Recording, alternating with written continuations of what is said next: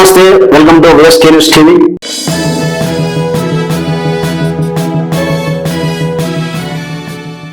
మనం ఈ మధ్యకాలంలో చూస్తే బీఆర్ఎస్ పార్టీ తరఫున జాగృతి అధినేత కల్వకుంట్ల కవిత గారు తాను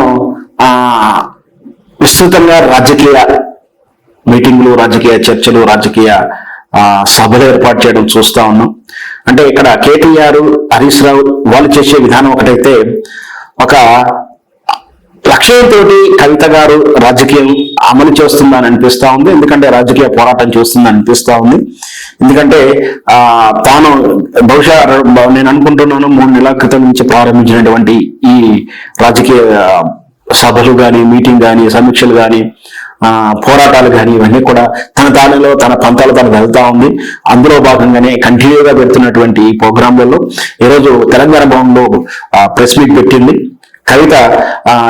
ఈ ప్రెస్ మీట్ లో చాలా ఆసక్తికరమైన విషయాలని లేవనెత్తింది. అవేంటి ఒకసారి చూద్దాం. సంచలన వ్యాఖ్యలు చేసిన ఎమ్మెల్సీ కవిత, ప్రధాని మోడీ డైరెక్షన్ లో సీఎం రేవంత్ రెడ్డి పనిచేస్తున్నాడు అంటూ ఆరోపించింది. అలాగే రేవంత్ రెడ్డి ఆర్ఎస్ఎస్ ముఖ్యమంత్రిగా పనిచేస్తున్నాడు, ఆర్ఎస్ఎస్ వాటిని అమలు చేస్తున్నాడంటూ కూడా ఆరోపించింది. అలాగే ప్రతి విషయంలో బీజేపీతో సీఎం రేవంత్ రెడ్డి కలిసి పనిచేస్తున్నాడు అంటూ కూడా ఆరోపిస్తుంది. అహంకారానికి, కుటుంబ పాలనకు కేర్ ఆఫ్ అడ్రస్ గా రేవంత్ రెడ్డి ప్రభుత్వం ఉందని చెప్తా ఉంది. బీజేపీ నాయకులే కాంగ్రెస్ ప్రభుత్వాన్ని దగ్గరుండి కాపాడుతున్నారంటూ కూడా ఆమె ఎద్దేవా చేసింది. మేము వాస్తవాలు బయటకు పెట్టగానే బీజేపీ నాయకులు మమ్మల్ని విమర్శిస్తా ఉన్నారు. తెలంగాణలో కాంగ్రెస్ బీజేపీ మధ్య భాగస్వామ్యం, చీకటి ఒప్పందం నడుస్తున్నట్టు కూడా ఏమి చెప్తుంది. అలాగే బీజేపీ కాంగ్రెస్ మధ్య దోస్తాను కుదిరింది ఆల్రెడీ ఎప్పటి నుంచో అంటూ కూడా చెప్తా ఉంది. ప్రధాని కలిసిన తర్వాత కేసీఆర్, కేటీఆర్ కేసులపై కేసు పెడతా ఉన్న రేవంత్ రెడ్డి అంటున్నారు. అంటే కక్ష సాధించడానికి ఇద్దరు ఒప్పందం కుదురుకుందా అని కూడా ప్రశ్నిస్తా ఉంది.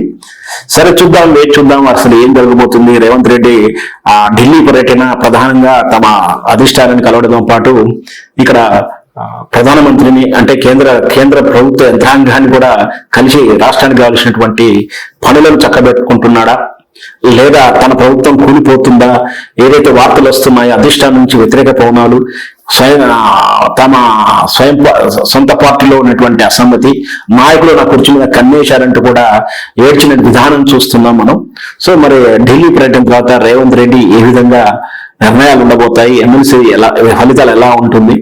దీంతో పాటు రేపు మార్చిలో బహుశా నేను 5వ తారీఖు అనుకుంటా, నాకు ఉన్నంతవరకు ఇన్ఫర్మేషన్ వరకు మళ్ళీ ఎమ్మెల్యేల అనర్హత వేటు కేసు వాయిదా ఉంది ఫైనల్. సో అప్పటి వరకు ఏం జరగబోతుంది రాజకీయ పరిణామాలన్నీ కూడా మనం వేచి చూద్దాం.